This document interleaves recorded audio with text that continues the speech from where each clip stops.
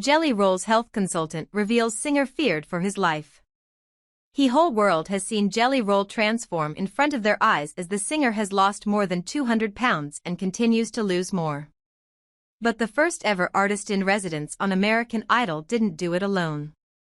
His personal health consultant, Gary Brecka, is speaking out about Jelly's journey to health, which he says started in a very dark place. Brecka sat in on the latest episode of the podcast Bussin' with the Boys, hosted by Will Compton and Taylor Lewan. The world-renowned human biologist and longevity expert founded The Ultimate Human to use his expertise in analyzing blood and gene markers to help people live longer and better lives.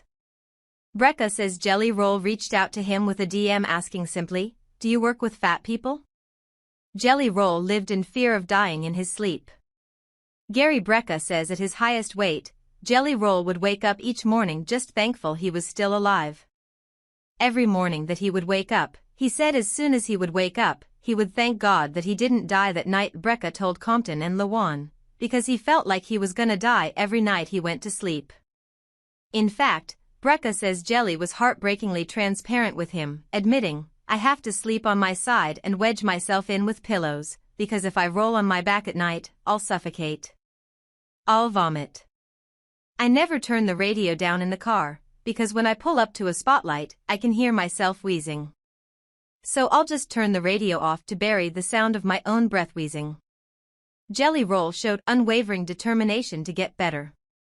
Gary Brecka analyzed Jelly Roll's blood work and genes and unveiled a plan to the hard-fought Hallelujah singer to transform his life in 10 weeks.